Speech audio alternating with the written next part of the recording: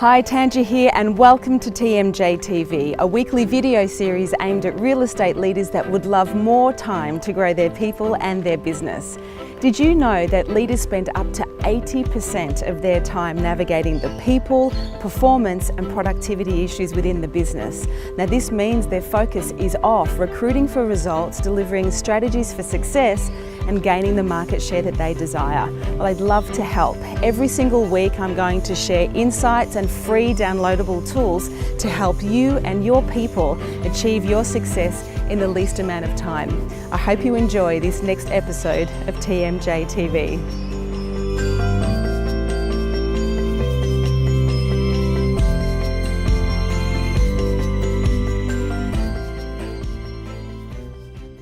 Hi, Tanja here and welcome to TMJ TV, a weekly video series dedicated to leaders and teams that want to grow themselves and their business in the least amount of time. Now, my next guest has been in the industry for 32 years, is currently leading a team of 68 leaders across 34 offices with a pool of 400 people. Please welcome the CEO of Biggin Scott, Paul Stoner. Welcome to TMJ TV. Thanks, Tanja. Thank you so much for taking some time out of your day and having a conversation with us. My pleasure. Around leadership. Yes. And this is the first time we've actually met, so I really Yes. appreciate you just saying, And who I'm are you? wondering where And you're I'm going to there. take me. Yeah, where is this going? Yeah. So Biggin Scott is a Victorian brand. That's right. You Yep. have a team of 400 people across 34 offices. Yep. You've been the CEO for how long? Going on 12 years. Wow. How Yeah. old is the brand? The brand, in one form or another, been around since the 1880s. Wow. So Kevin Biggin married into the Scott business in the Hence 70s, and it Biggin became Scott? Biggin Scott. That's right. Yeah, That's a long time. it's a long time. So 12 years with Biggin Scott. Yep.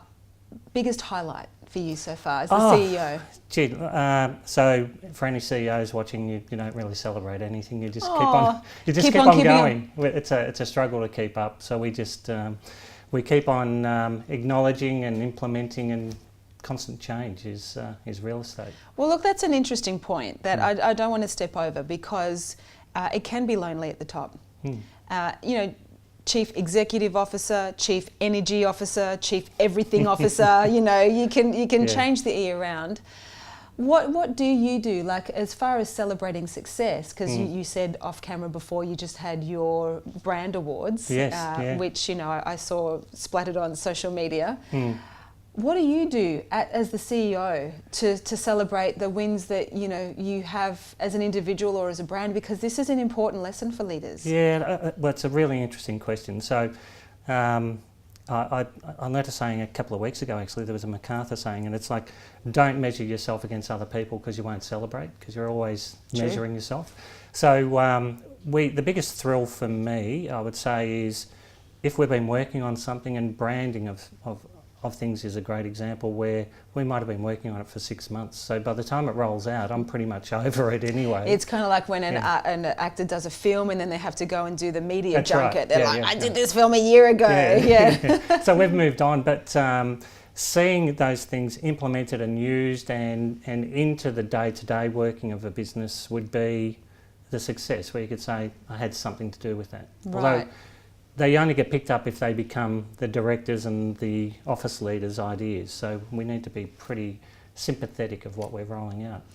So what you're saying, Paul, is you experience success when you've worked on initiating a project, an idea, a resource, a tool, a system. Maybe it's taken you a long time to do it. You've done all that background work. You integrate it into the business. And then in some months when you see it working, building efficiencies or helping your team connect to clients in a more improved way, that is something that you feel proud of. To become part of the standard. And so if the directors and the officers take ownership of it, I'm more than happy. Right. That's the goal. Great. Now, you did just have your awards recently. So, it's great to have a formal acknowledgement of our performance. How do you acknowledge your team of 400? What's the strategy for acknowledgement in Biggin Scott? There's a few different categories, and we start the night with voted awards. So we want officers and their peers to vote for people that they believe have done a fantastic job. Yeah. So there's acknowledgement there, which is fantastic. And there were a lot of votes which ended up, they were a draw, but we're happy to acknowledge it because the officers are voting and there's the culture of inclusiveness. Then there's obviously the numbers game, which is the total listings, total sales, revenue and percentage increases. So there's an element of, and I said to you before we started, culture for us at the moment is what it's all about, being 34 Define officers. that. Define the Biggin Scott culture. Do you have core values in your business? Yeah, absolutely. Yep. So, we listen and respond. We're all about family values. We're about being supportive and active in the community. So, the group is, our major goal is to be good people that happen to be good real estate agents. And define good people. Person. How do you define a good person? So if I join your team and your stand is, listen, here at Biggin Scott, we're a family of 400. We just want to be known for being good people first, and then really good real estate agents. What's your selection criteria to define good people? So the good rise to the top pretty quickly. Yeah. And a lot of people pop out because of struggling to deal with the public and so forth. It's a tough business. But really, most people come into the business with a few ideas, and they want to be really good. They want to do a couple of things different, but overwhelmingly they want to give good customer service. So we try to keep them on track with acknowledging that up front and achieving that, rather than falling into any other habits that they meet in the office. So if all the tools are there to make them look good. So the challenge is to be good. Quoting Tom Panos. Good old our mate Tom. So if I join Biggin Scott, and I have some innovative ideas that I believe can really elevate client experience by virtue of working with me or maybe the guys and girls that sit next to me, do you have a process where you can cultivate these innovative ideas and like how do I let you know, hey, I got an idea? What's the process? So like complaints all come through to me. Right. A staff member from any office can call me at any time, and I'm a real estate agent that gets back to them today. So if they've got an idea and it's a good one, we'll look at it. Chances are it's someone else has had the idea and they just haven't found where it is. So we say, is it this? And they go and explore that. If it's not that, then we definitely have a look at it. Great. So can you give us an example of the most recent idea that one of your team members brought to the table and you've implemented? Oh, well, maybe not implemented, because it's a rare thing that something is suggested that we're not currently doing. Although socially now it's that could be a lot of things. But we had a call from one of our officers saying, I've got a great idea, why don't we do connections with electricity companies? And I said, well, hang on, we've got a partnership with whoever. And it's just, so they've fallen into a gap somewhere and didn't know about that being available. So we just point them in the right direction. So I guess, when you've been around since the 1800s, you've probably, you've got a few little pillars set up for people to go and find and lean on and get the resources. Like politics, so a week in real estate is a long time. There's a lot of changes. So on that note, Paul, how do you stay current? How do you innovate and remain agile in an industry that, where change is the only constant? So look, it's very much people driven. And individuals take out of the brand the tools that they want to use that make them good. And that may not be social media for some people, but it's letterbox drops or just listed, just sold calls, whatever it may be. So as long as they're structured and like forming good habits, we find that they get to the end very quickly. It's the ones that stop and start is where we have a few issues, or they have issues because they've never really followed it right through. So what do you do to help them get into flow if their intention is there but the application is a bit off? So usually the learning's in proof, so someone has done it, so we roll those people out at training and say this is how such and such is doing it, and he's writing or she's writing pretty big figures. There's some there's some secrets here that you could learn. And success leaves clues. Correct. Yeah.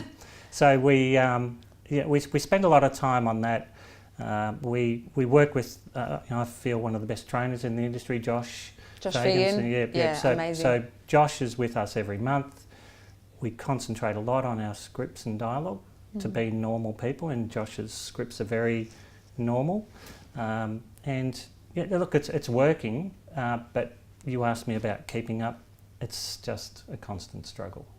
Things change so quick. What's the hardest thing in your role, Paul, as the CEO of 400 people? Because you say, people can call, you get the call when there's a complaint, you get the call when there's an innovative idea, or, someone hasn't hit that pillar of knowledge yet. What do you find as a leader is the biggest challenge? Constantly changing your vision of how you want it to look. So you change your vision. So you change your vision, or you change your strategy to achieve the vision? Well, not so much the strategy. So the strategy is all communication, and I'm in it with them. But the vision is, and when I say changing, it's certain tools that come into the industry that we know are non-negotiable. They have to be implemented. So we've got to get there sooner rather than later. So trying to speed up on those things, and what does it replace is the other challenge. Right. Because what is usually something pops out. Sure, yeah. So what is the vision of Biggin Scott? So it'd be good people first, and then good real estate agents. From an organisational or a business perspective, where are you going? What is the desired end result? Okay.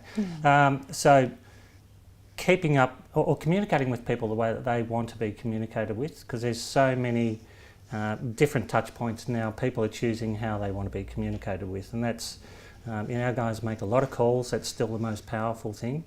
But we do a lot of push marketing, where we pick up the sales team's data and we send that information to their data, or the information to their data for them. So we're sort of enabling them to keep in contact without them doing it, and they do the most powerful thing, which is the calls. Which really goes to the point when I brought your attention to the Key Leaders of Influence executive summary that we did with CoreLogic, and I said, Paul, just take a look at those top 6 insights, pick one that you think is the most important. Which one did you choose and why? Well, so the time spent by the owners managing people and managing change. It's so 26% huge. of leaders spend up to 50% of their time navigating the people and performance issues. That's right. So I can hear there in what you're saying, you want to build systems and strategies and efficiencies to take away that non-dollar productive activity so they can just go out there and be good people and good agents. Yeah, ultimately we want them having lots of open for inspections, meeting lots of people and talking to lots of people. Yeah. So that's where the action is. But there's a lot of power now in social and in just in their data that they send out and keeping people up to date. So if you can embrace the technology side of things, that can make you look good, and so then when you speak, you actually are good.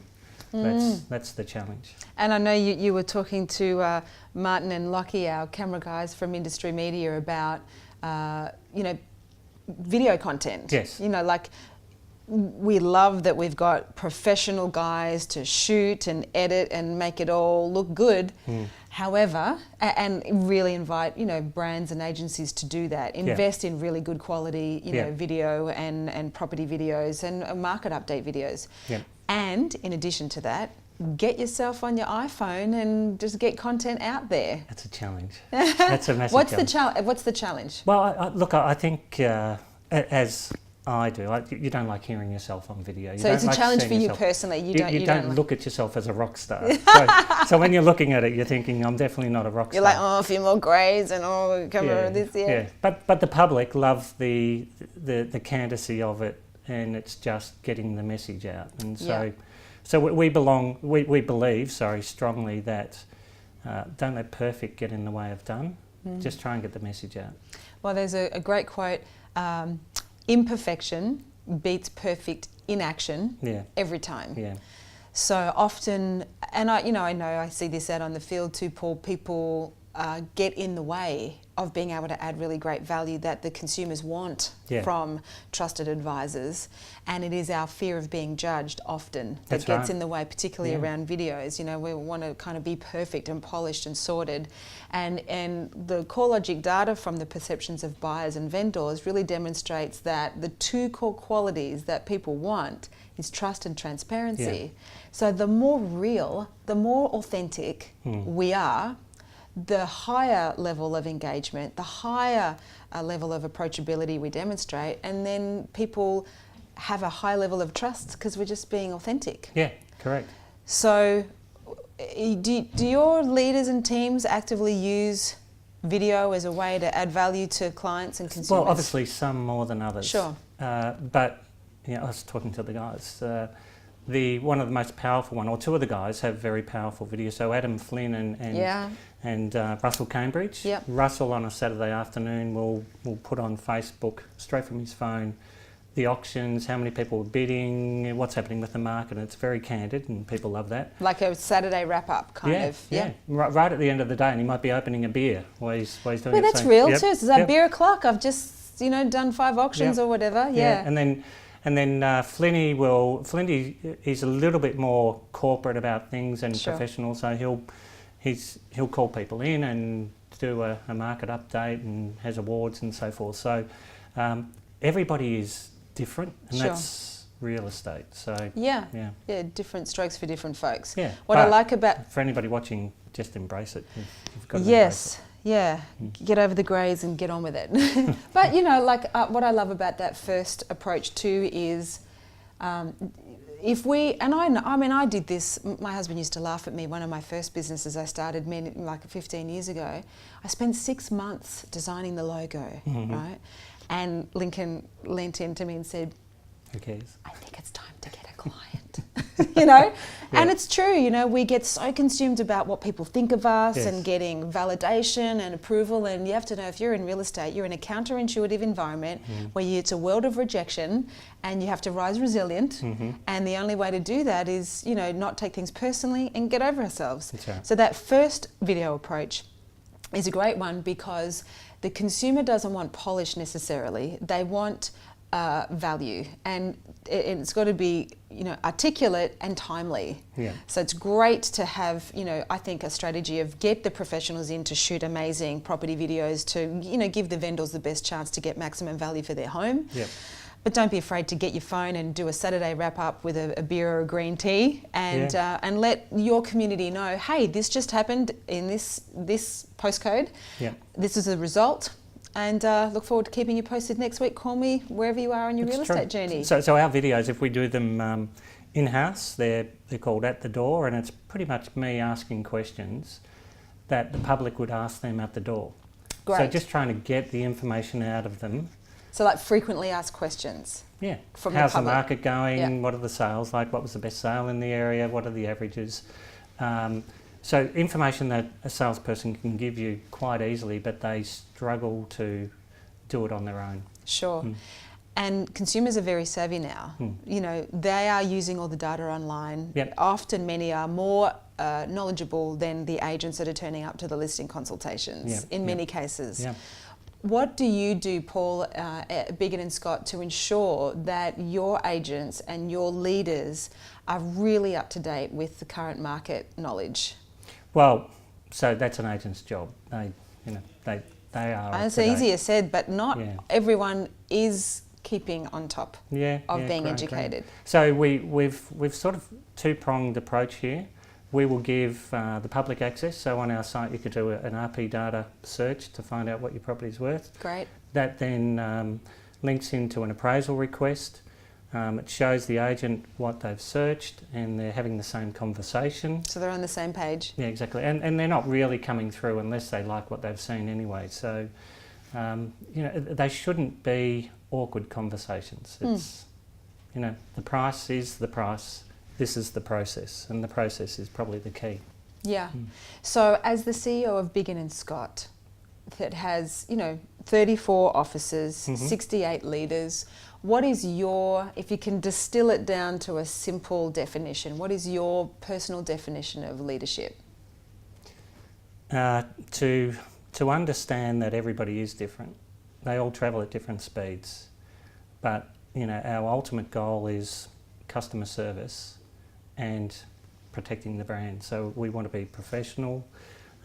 If Russell was here from Richmond, we are the friendliest, most approachable agents, and I think that takes you a long way to implementing and having products picked up. We're not solicitors or accountants trying to run a franchise group. We're a group of agents trying to be good agents. And how do you, so I know you have your formal awards. Yep. And you acknowledge your people. What do you do as far as performance management, Paul? So, when we're good people, trying to be good agents and sometimes get it wrong, how do you manage performance? That's where franchising's interesting. Yes, interesting very interesting. sometimes. So some individuals really want to be managed, Yeah. others don't. And I usually explain this along the lines of real estate offices we're a group of small businesses. Yeah. And people have different goals for their small business, and some will hit hurdles when they've reached their knowledge, Capacity. Yeah, and they'll stop. So we work with them, and I mentioned before, so quarterly we work on Rockefeller habits, and we're just about trying to get people to implement 3 things that they know that they need for their business within a quarter. If they're not achieved, they go into the next quarter, but we constantly work on those. And that might be recruitment, it might be embracing social, it might be prospecting, or buying a rent roll, it could be anything. So it could be anything relevant to that franchise. That's right. So if I'm a principal of a franchise, which is a big consideration when you've got a brand that's been around since the 1800s. Yep. And so, it takes a long time to build a reputation and can take seconds to Yes. ruin it, right? Yeah. As you would know.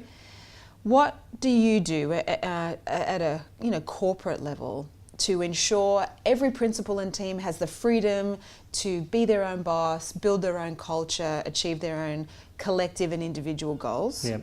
But how do you ensure they still positively represent the brand ethos and values? What do you do around that? So brand-wise, Biggin Scott has its own system. So we've got our own template system for marketing. It has a communication system. It has an intranet. So we've actually got a system. That's a real great brand protector, so we don't have people doing what they like. Okay, so that means you've got tools and resources that are corporate branded that I as a franchisee can just jump on and give to my people to switch use. It on. Yep. Right, okay. Yep. It's got all of our training in there. It's so there's an induction process everyone goes through. It's fairly lengthy, but with that we'll know prior to you starting whether you've opened it and read it and you've read the history of Biggin Scott, and then you'll come to induction. I might ask you a few questions and we find out pretty quickly whether you've read it or not. Yeah.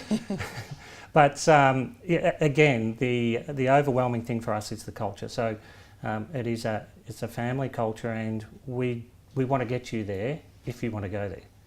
So that's the big one. Now, so on the office level, with the Rockefeller habits, the clarity around that. So in our day sessions that we do, we'll help people tweak things, saying maybe it should be a little bit more of this than that. But the beauty of that will mean when I turn up, that's all we talk about. We talk about getting you to achieve those goals, and then we work out what the next one's are. And just the Rockefeller habits, you've mentioned that a couple of times. So tell us a little bit about that and why you've chosen to adopt that methodology in Biggin Scott. So, you go into a lot of offices and deal with agents, so they want to do everything and they want to do it all now. So it's a matter of chunking it down and just having achievable bites each quarter. So do your research, have it ready, and then have it implemented and it's working. Then you can move on to the next part.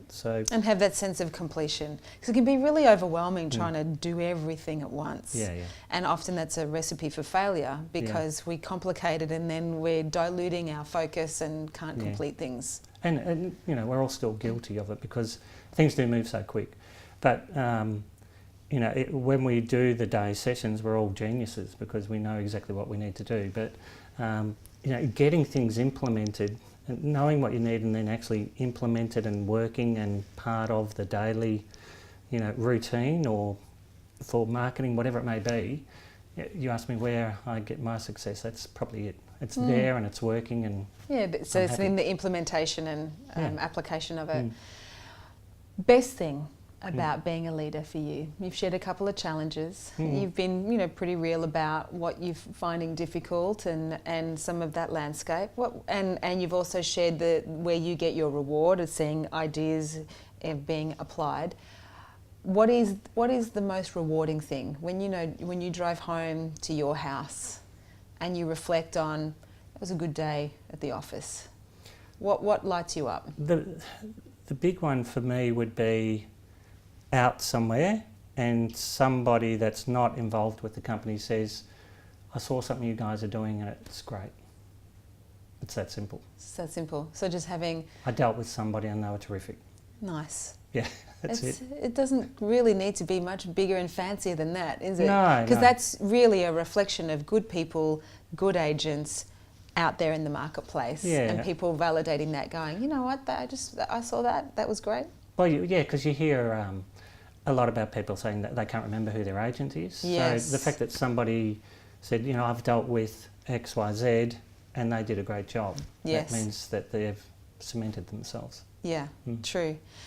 Final message, as a CEO of a real estate brand that is, based here in Victoria,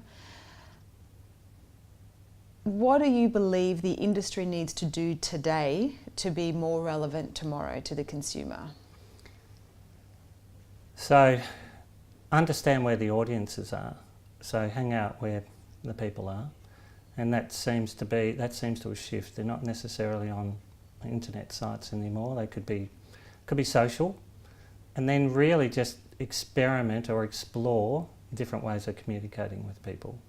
So we have a lot of data, we have a lot of information. Just be seen as the professional that openly makes it accessible. Okay. So what I can hear is be open to communicating in ways where your audience is listening from and hanging out. Don't, as we said before, don't try to be perfect, just get it out there, or engage professionals to support you in getting a good job. And just be a good person and a good agent. Know your stuff so you can deliver value in the conversations you're having, and also be consistent. Yeah, so I'm confident enough to know that all of our guys have done their listing presentations. They're up to speed with that. They know how to collect their data. The challenge is now just being able to deliver that in a normal sense, friendly sense, and winning people's trust. And keep it real. It's all about, for me, it's all about being real. And what a beautiful message to end on. Thank you so much for taking some time to remind us to keep it real and encourage agents to be good people and good agents, and play in the playground where your audience is hanging out, and just go and get in their world and be of service. So thank you very much. Thanks, Paul Tanja. Stoner. Thank you very much. I hope you found that useful. If so, please like it and share it. And if you'd like access to the free downloadable tool, just click on the available link. If you also have any questions or challenges, specifically in the area of leadership or mindset, just write it in the comments below, and where possible, I'll provide solutions to your requests. Remember, let love lead, and you can turn your workforce into the life source of your business. I'll see you next week for more TMJ TV.